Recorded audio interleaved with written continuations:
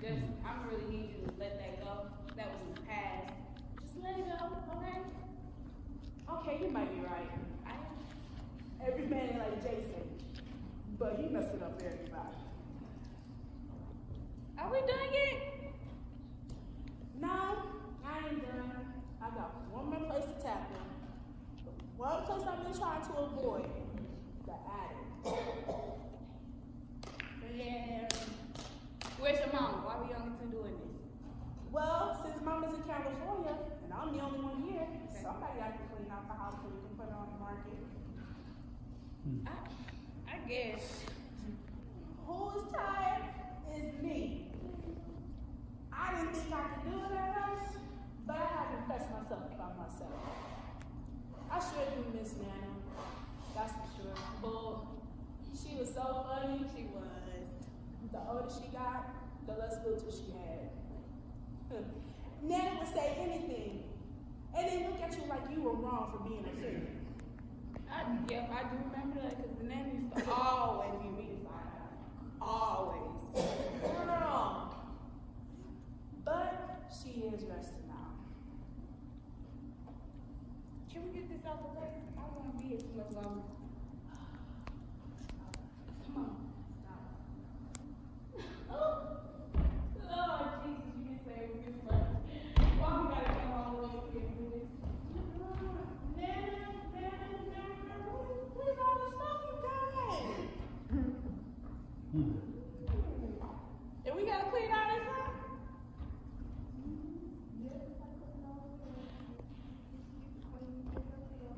Jax, I don't want to do all this. I'm sorry, I don't want to do it either. You pick a side. I'll take this side and you take that I'll side. take this one, all right.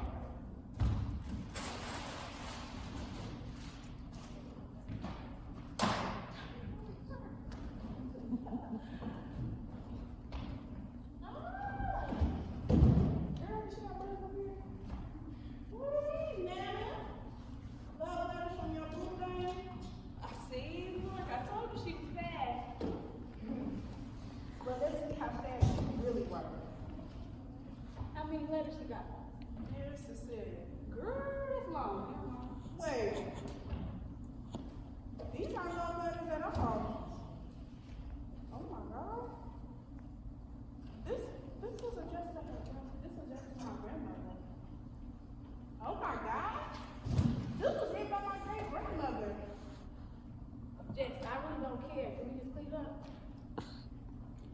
Dear Cecilia, well, you know I ain't much on reading and writing, but I just thought you ought to know a little bit about your history. If you're reading this, that means that I went on home to be with the Lord. Don't be sad for me, because I'm in a much better place. Times was hard down here for us Negroes. That's what the white man called us. The white man never treated us like human beings at all. The good Lord said, vengeance is mine, so I don't bother in the Lord's business. Let me get to the point of this letter.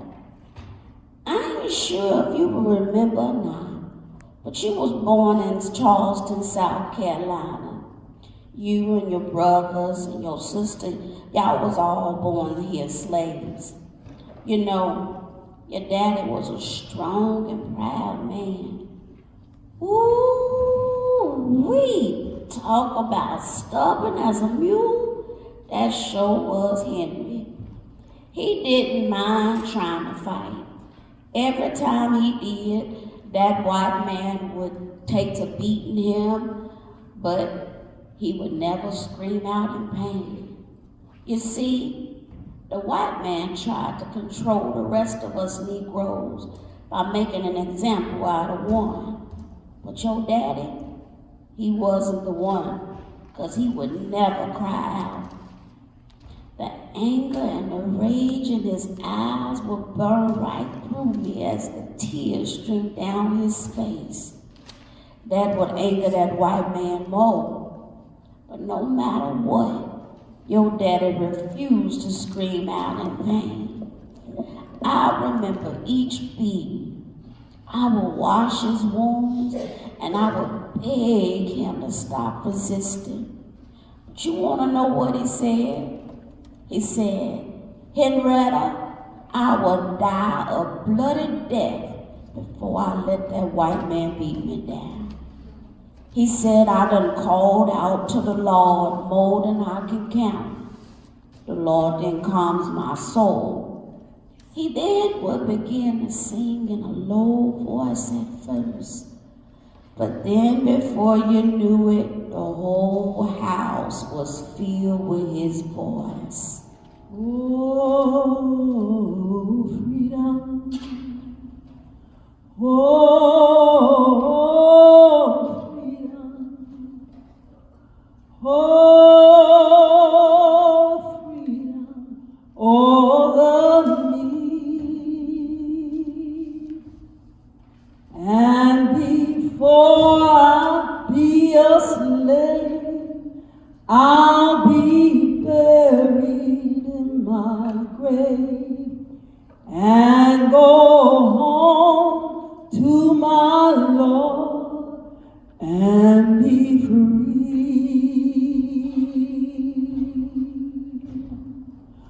Oh, freedom. Oh, freedom. Oh, freedom over me. And before I be a slave, I'll be resting in my grave and go home to my Lord and be free.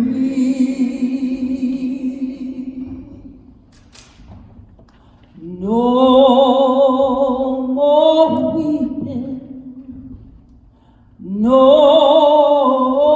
more weeping, no more weeping over me. And before I'll be a slave, I'll be buried in my grave and go home to my Lord and be free. You see, your daddy was, regardless of what they tried to call him, in his mind, he would never be a slave. He was a strong and proud man, I tell you. Henry never was a slave. He would say, so a man thinketh, so shall he be. He said, my parents and my grandparents was forced here. They was from the Igbo tribe in Africa, taken hostage, bound in chains, brought to this foreign land. This ain't my home, and I will keep fighting till I get home.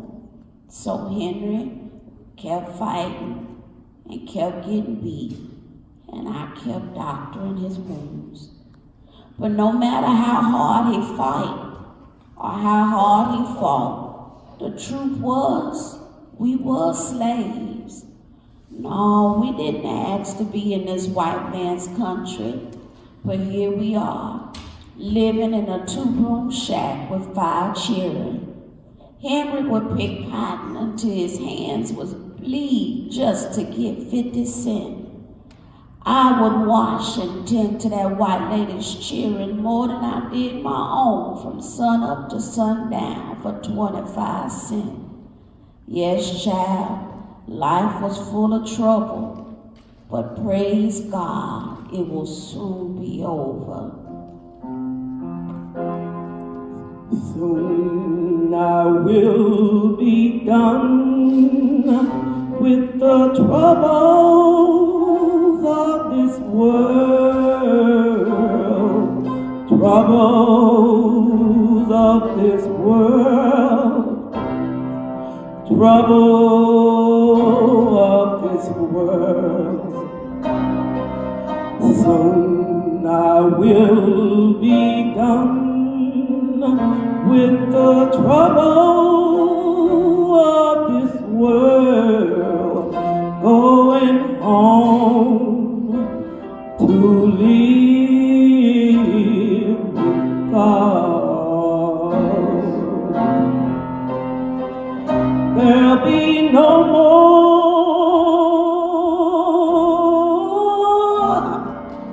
weeping and wailing. There'll be no more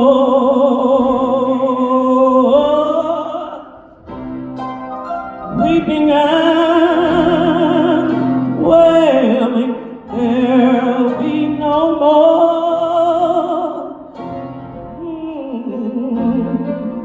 weeping and wailing, going home to live with my God.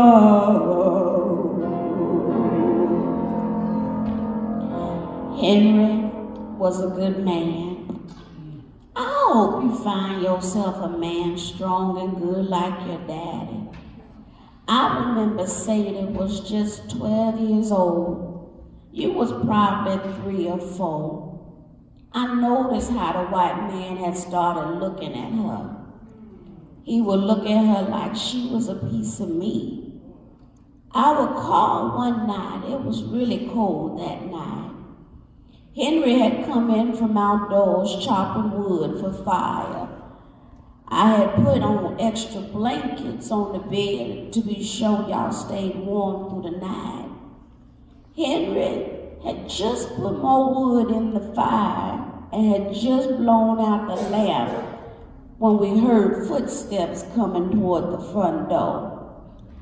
I already knew in my heart who it was, and I could hear the pounding in my heart pounding in my ears like a drum. Your daddy got up and grabbed his rifle and pointed that rifle right at that front door. The door swung open and Henry fired the first shot. It didn't kill him, but it caught him right in the shoulder. And before Henry could fire another shot, there were white men all over that house. They grabbed Henry and drug him out the door. And this was the first time in 15 years I heard your daddy scream out in pain. Henrietta, don't let him get my daughter. I ran in that room and I lay on top of Sadie to protect her. By this time, all you children was crying. That white man pried Sadie right out my arms. She was screaming and I was screaming. I tried to run and grab her, and that white man punched me so hard in my face that I saw stars. All I could do was hear that faint cry of my baby. Y'all was crying, and my baby was screaming in pain and horror. I put on my shoes, and I grabbed the lamp, and I ran out to find her, but I could only hear her screams. But I couldn't tell where they was coming from. Then I realized I didn't hear Henry. My heart instantly broke. The one thing I had always feared had come true. I called out for him and I didn't hear a thing. I didn't hear anything. As a matter of fact, the darkness was completely silent and still. Not even the wind blew or the sound of rustling leaves. I stood in the darkness and the silence was deafening. I fell to my knees and I cried from my very soul.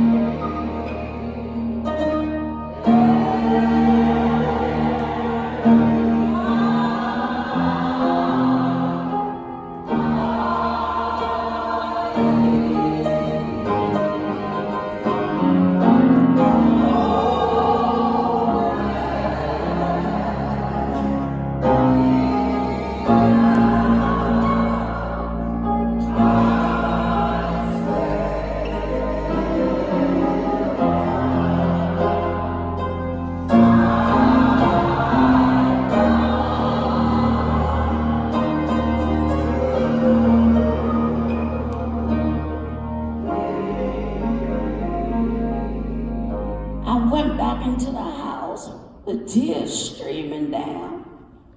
The heat of those tears burned my face. I walked back in looking at 4 of my children crying and confused. I knew that you all would never understand just how our lives had changed in that moment. I walked over to the bed and I wrapped my arms around you all. I felt my breath leaving my body. Each time my chest expanded, it became more and more laborious. But I knew at that moment that no matter what, God would make a way somehow. I kissed you all and I put you under the covers. I grabbed a rifle, loaded it, and took a seat in the chair next to your bed, looking directly at the door. I was determined that not one more child of mine was going to be taken from me. I remember hearing the birds as the sun rose that morning. I looked over at all y'all sleeping so peacefully. I walked out the door, and not 20 yards from the front door, there Henry hung from the tree. I walked slowly to that tree. As I looked up at that lifeless, strong man, I smiled. Henry said he would fight till he got home. I said, "Welcome home, Henry. Don't worry about us. We gonna be just fine. You ain't a slave no more, are you? But we still ain't free." I grabbed a horse and I cut him down out the tree. Henry was too proud of a man to be seen like that. I covered him up until I could get him a decent grave dug for him and lay him to rest with decency and dignity and respect. As I was covering him up, 15 more yards, I saw my precious Sadie. She was a fighter just like her daddy, lying there in the weeds with her face beaten and her clothes ripped off her.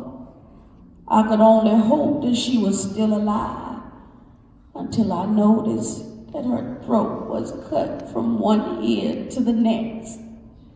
Those cowards and filthy pieces of trash took my baby's innocence, her daddy, and her life.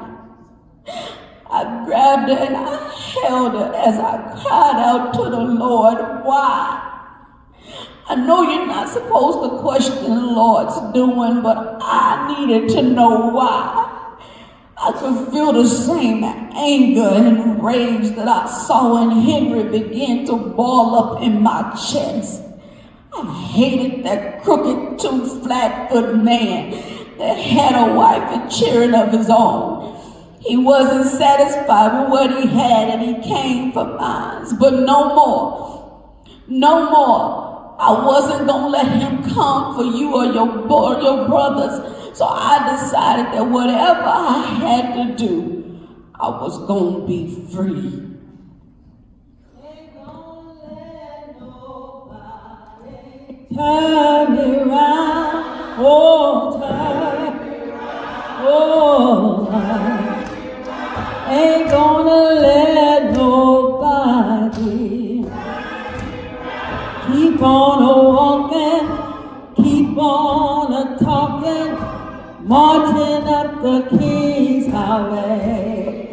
Oh, ain't gonna let nobody. Oh, turn me around.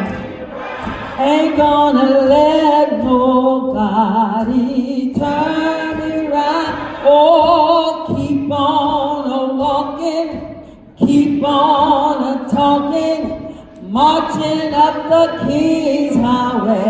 Ain't gonna let no jailhouse turn.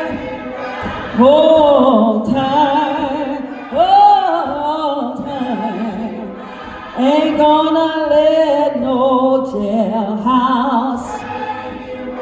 Keep on walking, keep on talking, marching up the freedom land. Oh,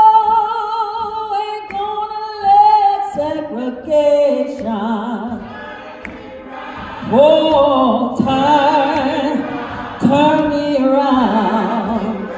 Ain't gonna let segregation keep on walking, keep on talking, marching to the freedom.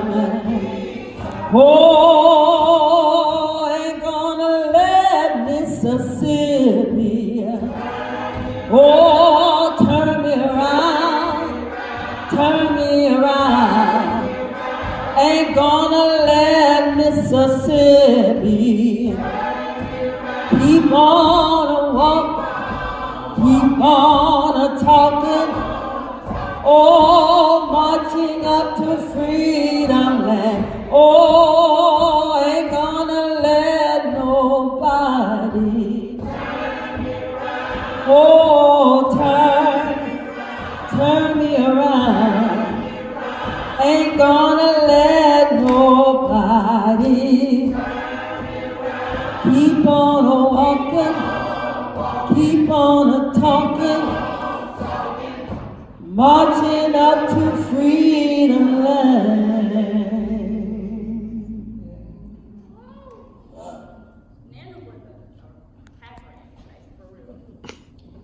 Dear Cecilia, George and Hank made sure that Henry and Sadie had been laid to rest in respect.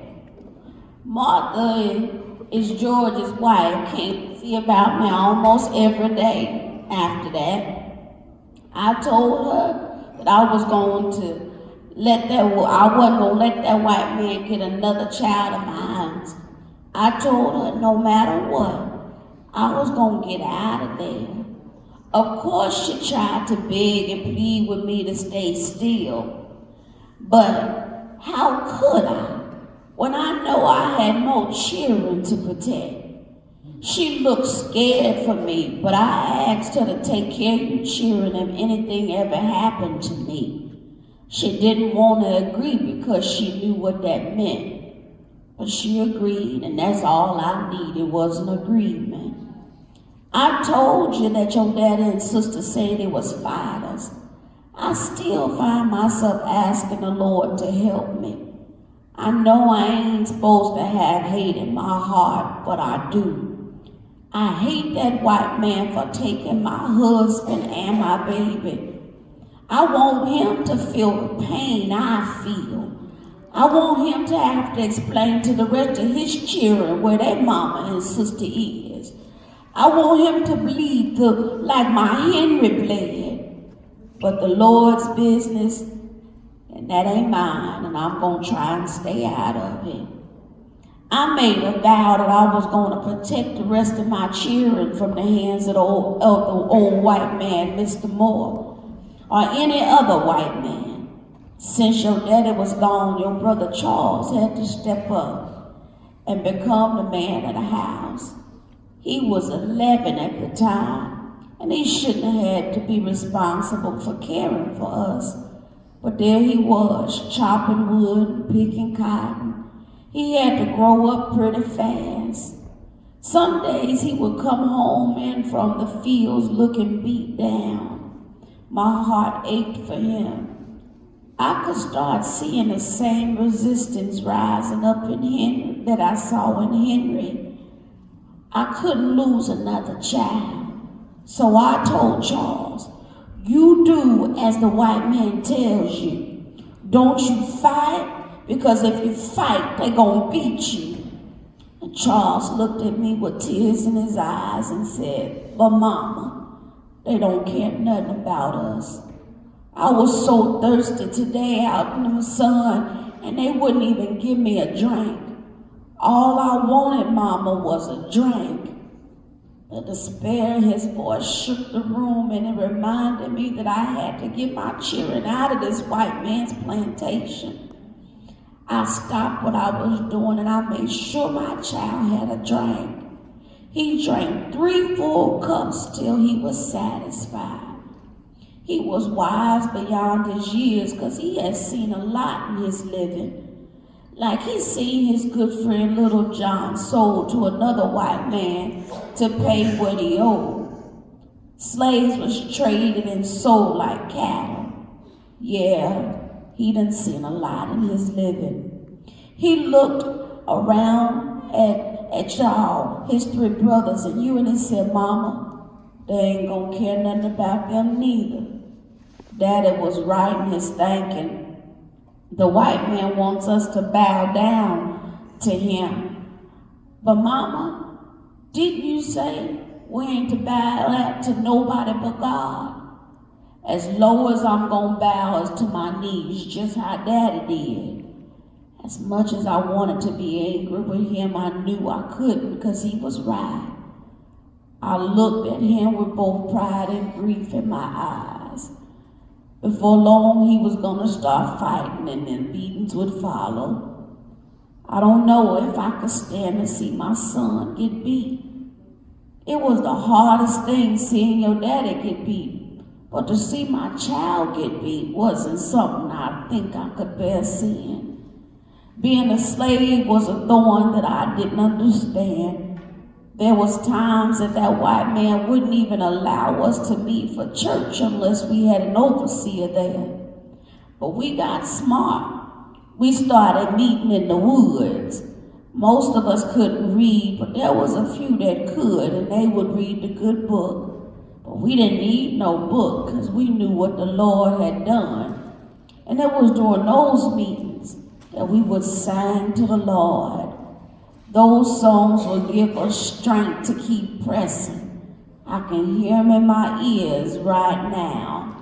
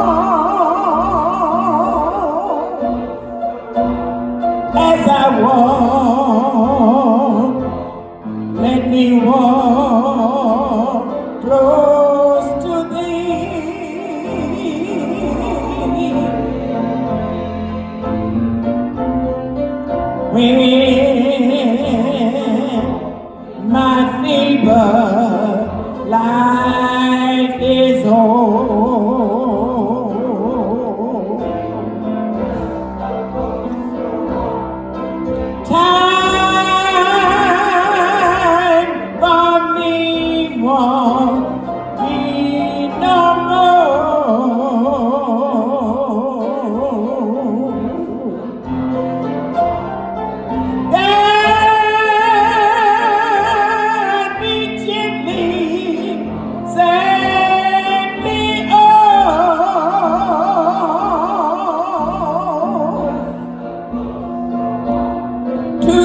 king, dance your to the shore.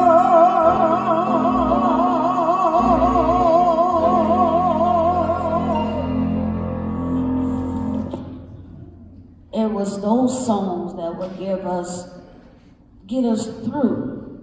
And I soon realized that the white man didn't want us meeting because he thought we would start rebelling against them. Now that I think about it, it was more of us than it was of them. That's why they would publicly beat Negroes to make the rest of us scared. I remember that white man drug Mary Ann to the middle of the field. She was with child, but that didn't make no never mind to him. He dug a hole in the ground just big enough for her stomach to fit in, and then he made her lay down on that ground, and he beat her until she passed out. As bad as we wanted to stop him, we was afraid. Otis was a husband, and he fought to get to her, but Frank and Ned wouldn't let him go. And to this day, I don't know why that white man beat Mary Ann like that. But I do know that after that, her or Otis was never ever the same. No, the white man ain't never cared about us. We was like land to them, property. Even though we all bled the same color, we wasn't treated like human beings. I had a sister named Frances. You might remember her, maybe not. She was fair-skinned. The white man liked her just because of her skin color. But she was a slave like all the rest. She still wasn't free even though she worked up in the big house. Frances was raped all the time by the master and his overseers. She found out that she was with child, and one of those white men was the daddy. Frances was happy at first because she thought her baby was going to be born, and when it was born, because it had a white daddy, that would make her baby free. But not so. No matter the color of the daddy, if the woman is a slave, when that baby born, it's a slave too. Just one more person to make that white man rich. I tell you, times was hard, but God brought us through. Charles asked me a real good question one day. He said, Mama, if all of us is working to pick cotton from sun up to sundown, and we only get 50 cents, how much is master keeping? He got to have a whole lot of money because we ain't got none. I had to tell Charles to hush up that kind of talk. What the white man got ain't none of our business. He needs to just do what he been told till we could get out of here, till we can get free. He looked at me with hatred in his eyes and said, we ain't never gonna get free.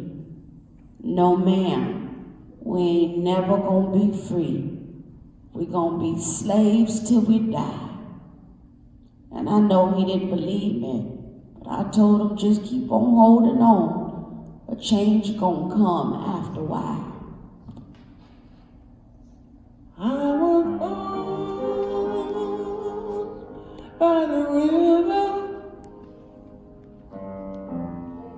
in the tent,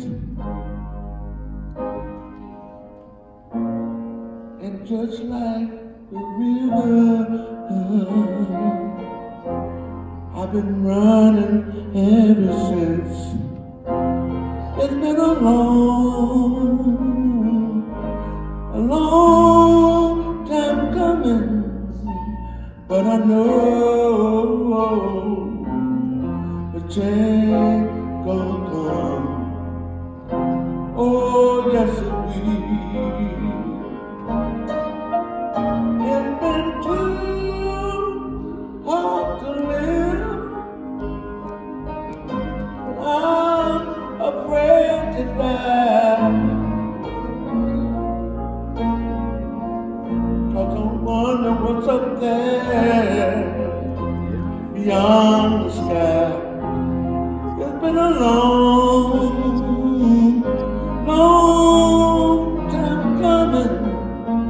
but I know the change gonna come. Oh, yes, it will. I go to the movies and I go downtown. Somewhere's keeping telling me don't hang around. It's been a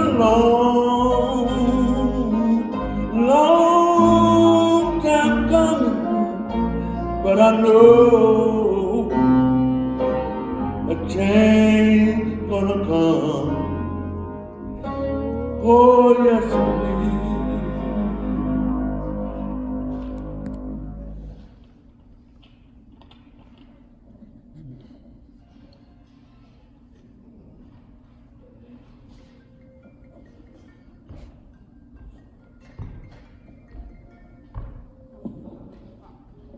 Hello? Oh, hey, Mama. Hey, Mama. I'm almost done. Aaron's over here helping me. What are you doing? I got all the rooms cleaned out. I got all the rooms cleaned out. I'm working on the attic now. I'm working on the attic. And I ran across a box of letters. I thought they were love letters too, but no, ma'am. These are letters written by your great-grandmother, Henrietta. They were addressed to Big Mama. Well, it's letters she wrote telling her about what happened back then. And what I've read so far has my emotions on a roller coaster. I mean, she talked about how her husband and her daughter were murdered. She also talked about how her son had to step up and be the man of the house at the age of 11. I mean, Mama, you were still telling Kevin to take a bath and brush his teeth at 11. Can you imagine having him step up and be the man and provider at such an early age? Man, we would be eating Pop-Tarts and gummy worms every day. No, but seriously, these letters are priceless. I'm going to get some work done, but I'll bring you the box so you can read them as well. They are so full of information. Okay, I will. I love you too. Bye. Dear Cecilia, well, this day I remember wasn't as glorious of a day. Old man Moore done died. I would say he done went to be with the Lord, but I don't dare say that at all. With old man Moore being gone, that means that us Negroes was going to be divided up among his wife and 2 daughters. Both his daughters, Betty and Irene, was married. Miss Irene's husband, James, was as mean and evil man, even more than the old man. We had all been worried about what was going to happen after old man Moore died. We knew that we would probably be separated from our families, and I knew that I could not bear to lose my children. Lucy, she stayed across from us, and she said that she heard the old lady Moore talking to Miss Irene about dividing us up. She said that they talking about doing it next week. I went to count on my fingers, and that meant that I had 4 days to get my children out of here. I already knew it would be a huge risk getting 4 young children out of here without anybody noticing, but it was a chance I had to take. I had seen children snatched from their mamas long enough. Plus, that white man had already taken plenty from me, and I refused to let him take anything else. I figured if I could get down and across the river before morning, then I could get y'all to a safe house. I had heard about several folk talking about safe houses up the river. I wasn't too worried about me, but I knew I couldn't let my children be divided up like cattle. I told Charles to grab some biscuits and some sheets. I told Curtis and Frank to grab some lamps and oil. And I told you to sit and be still till it was time to go. I put on your coat and I told them to put on their coats too. I said, listen, children, next week that white lady and her children's gonna divide us up. But I can't let that happen. I'm gonna get us to someplace safe, but y'all gonna have to be very quiet. I mean, you can't say a word. You understand? Y'all all said yes, ma'am. And I tied a rope around me and each one of y'all with Charles in the back since he was the oldest. I gave him a rifle and I took one. I waited until there was no one moving around outdoors and that it was as dark as it could get. I opened the door up really slowly and you children came out behind me. We wasn't too far from the river and I had already covered the boat earlier that day. We moved quietly and y'all did just as y'all was told. Y'all didn't say a word. Once we got in the river, Charles and I pushed the boat into the river. I got you cheering in and we headed north. We needed to get to the other side.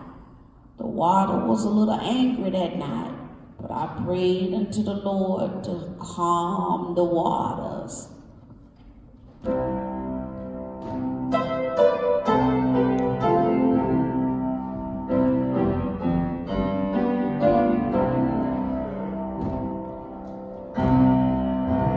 The tempest is raging.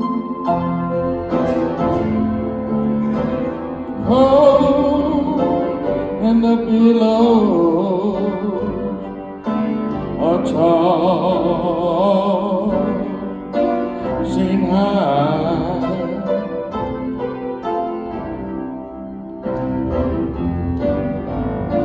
The sky is overshadowed with blackness.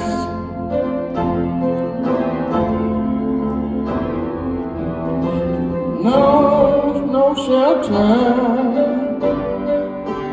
or help is nigh.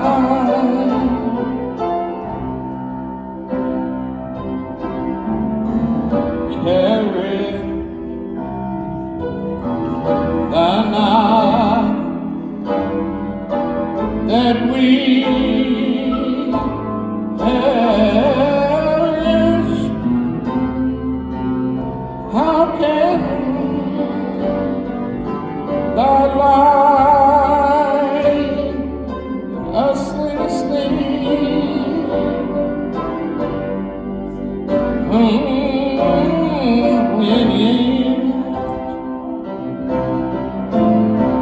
So madly is threatening.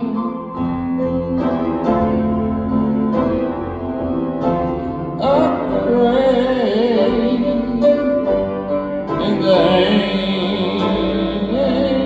angry deed.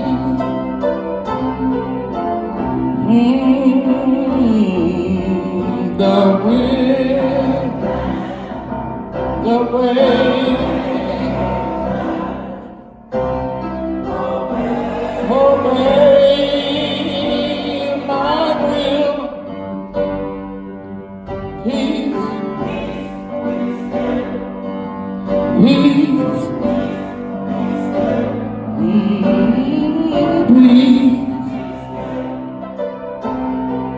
peace, where the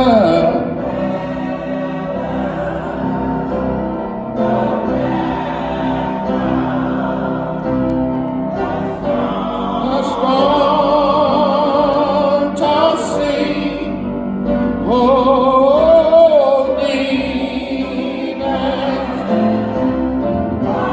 humming on whatever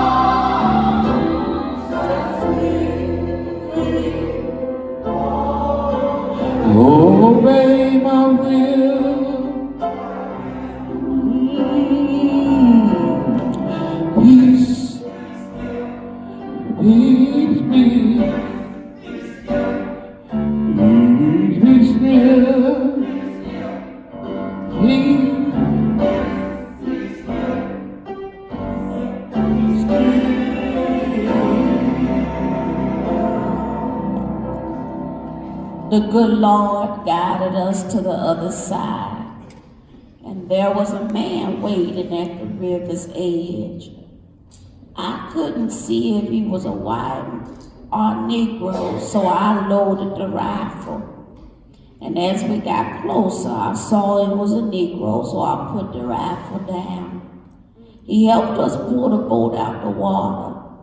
He said his name was Josiah, and that he had heard about us coming. I hadn't told nobody about us coming but the Lord, so I wonder, how did Josiah find out? He helped get you cheering out the boat. He told us to be still for a few minutes because he had heard a noise. He then beckoned for us to follow him. I put Charles behind him and I took the rear. We walked in the dark woods, seemed like forever, but we came to a clearing and there were several houses with the lamps still burning, but we didn't go into any of them. We went behind one of those big old houses and into what looked like a cellar in one of them houses in the back. When we eventually got to a huge, we got down off of there, and it was like we walked down what seemed like a tunnel. And that tunnel was long, and we eventually got to a huge open space. I looked around, and there was mamas and children laying all around. There was a big lady that greeted us. Her name was Pearl. She said, "Welcome. We're glad y'all made it safe. We had started to get worried. It seemed like it took y'all longer than usual to get here." I asked her, "How did you know we were coming?" She smiled and said, "There's always somebody coming. But we had heard about old man Moore died, so we just been keeping watch." I still was confused, but she acted as if she was expecting us. But I thank God I was able to get my children out of there. Pearl gave you children someplace to lay, since our journey was through the night. She asked me if I needed anything to lay on, and I told her I was just going to look out for my children. She nodded and went off into another room. Josiah was sitting over at the table just looking at everyone. I asked him, was he Pearl's husband? And he said, "No, I just make sure everyone stays safe till we move." I didn't understand what he meant by move. Move to where was my thought. He said, "You can't stay here, so will be someone else that's going to come get you from here and take you further north. This is just a temporary stop." He looked at you and cheering, and then he looked at me and he asked, "Where your husband?" I looked at him and I said, confident and proud, "He free and gone home." He nodded his head and said, "Well done." I fell asleep at some point because I heard folk rustling around, and I opened my eyes and my heart was pounding because I knew that white man had missed us, and he had hounds and they were looking for us, and they had found us. But I was wrong. It was Pearl. She had started getting everyone ready to move on a little further. Josiah got up and grabbed a lamp from the table. Pearl said, "Hush now. Listen to me real good. If you plan on making it out of here, you got to hush and listen. Keep the cheering quiet. Josiah gonna take you down a piece, and then there will be Tom waiting for you that will take you on. Remember to hush. Some of y'all's masters will be looking for you, so to keep everybody safe, you gotta hush and listen." I looked over at you cheering as you looked both scared and confused. I touched you all and I motioned, "Shh." You nodded your head and I knew you understood. As we headed down the next long tunnel, and before long, we had come to another opening where we met Tom. Him and Josiah never spoke a word to the other. They just nodded, and then we began to follow Tom. I didn't know where we was going, but what I did know, I was getting my children out of there. So I kept praying, and I began to sing in my spirit. Walk with me, Lord. Walk with me. Walk with me, Lord. Walk with me.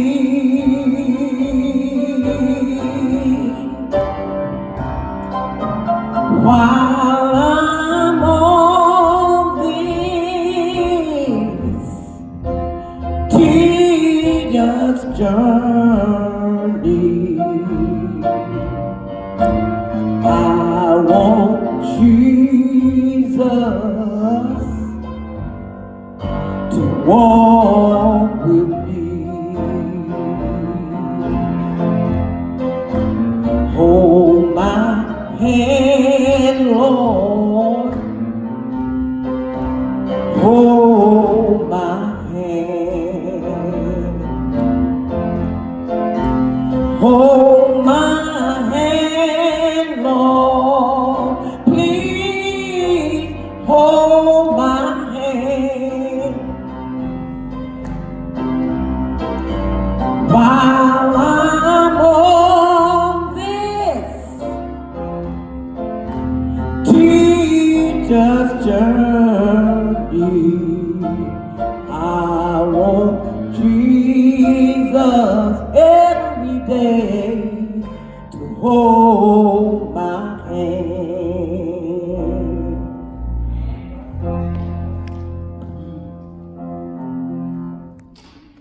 Why would she just hide these away like this, Mary? I mean, I'm sure she had good reasons. My God. These stories are just unbelievable. There's got to be more. What? It has to be. We got more work to do. We can sit here. Here we go. Got another one. Dear Cecilia, we've been on this journey for nearly 2 months now.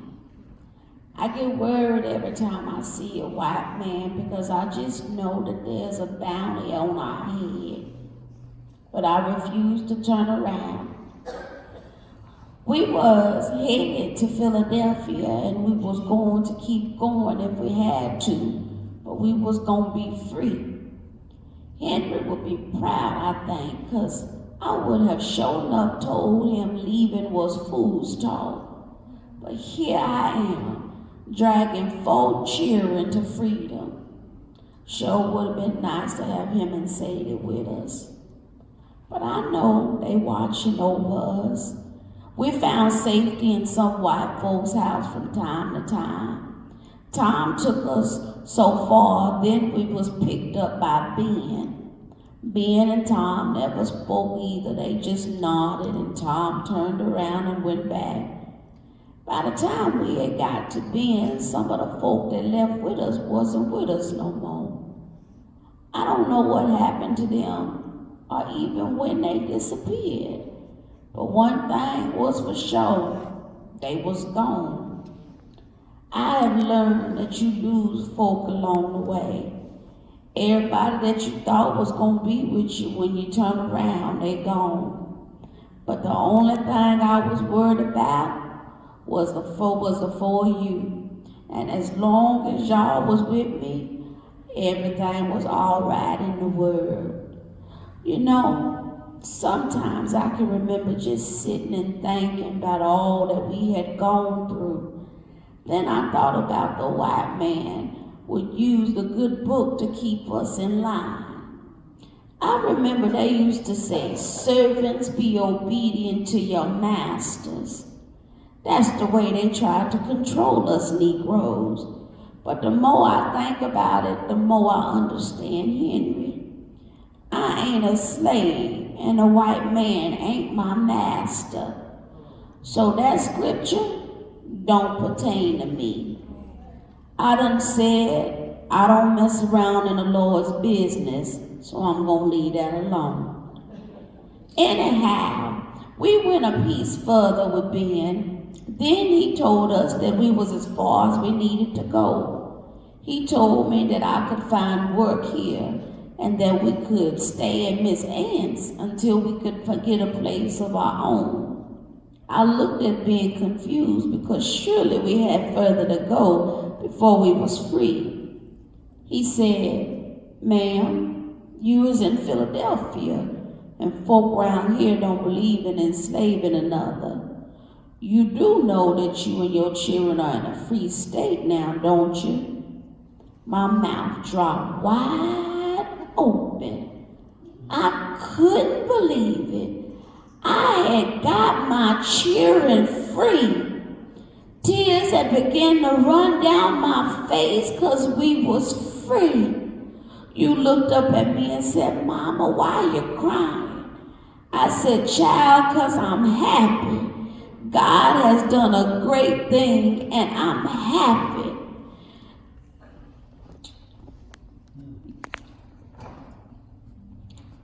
Ben said, "Now one thing to keep in mind, depending on how bad your master wants you, there might be a bounty on you and your children. So be watchful. Not everybody around wants you to be free." I looked at Ben and I said, "We still ain't free." He said, "Ma'am, you're free, but you're not, if you know what I mean." He then took us to Miss Ann's house, and it was a big old white house just like any other plantation. But this time, we was greeted with a smile from a big old white lady wiping her hands on a towel. She beckoned for us to come on up. Ben smiled and greeted Miss Ann and told her who he was. She smiled and looked at you children and asked, "Would you want like something cold to drink?" You all nodded your heads and she took you by the hand and led y'all in the house, and I still remained on the porch with Ben. He looked at me and smiled. He said, "I'm sorry, ma'am. I have been rude to you. My name is Ben, and what should I call you?" I looked at Ben and I said, "By my name." My mama used to always get on me, said my tongue was going to give me an appointment with the strap. Ben laughed and said, "Yes, ma'am, and what would that be?" I said, "Henrietta." Ben tilted his hat and said, "It's a pleasure to get you to safety, Miss Henrietta. If you ever need me, I'm just down the road a spell. Miss Ann can get you there, but I got some more work to do, so you have a pleasant day and welcome to Philadelphia." Ben left that day and I watched him walk down the road with his wide shoulders and strong stride. He looked like a strong man for sure. After that day, Ben came calling quite a bit. We was married 6 months later. But back to what I was trying to say. Miss Ann brought you children back out and said, "Welcome home. I have 2 rooms you and your children can stay until you get your own place. It's not much, but it's warm in the winter and cool in the summer. All I ask is that you and your children aren't stirring around much after dark. This way, others aren't disturbed and we know if we have unwanted guests lurking." She then opened her arms to hug me. I stepped back, because any contact I ever had with white folks has caused me pain. But she stepped up and wrapped her arms around me and whispered, "All whites ain't bad." Then she turned me loose. You children giggled. I don't quite know why, but it was good to hear you giggle. Miss Ann took us to the house and showed us our rooms. She said breakfast is at 7 every morning and supper is at 5 every evening if you want to eat. She asked me what it was that I was good at, and I said cooking, cleaning, and sewing. She clapped her hands and said, "That's wonderful news." She grabbed my arm and took me to the window, and she pointed at a building directly across the road. She said, "That's Miss Sarah Shop, and she's looking for someone that can sew. I don't know what she pays, but we can go over there together and to get you a job." I looked back at you cheering, and she said, "Don't worry about them. Lily is here, and she can watch after them while we're gone." She called for Lily, and Lily came in, this beautiful, fair-skinned lady. She looked young, but she wasn't too young. Me and Miss Ann went across the street to talk to Miss Sarah, and I walked out with a job paying me $3 a week. My soul got happy because God had allowed his angels to watch over us, and now we could live normal.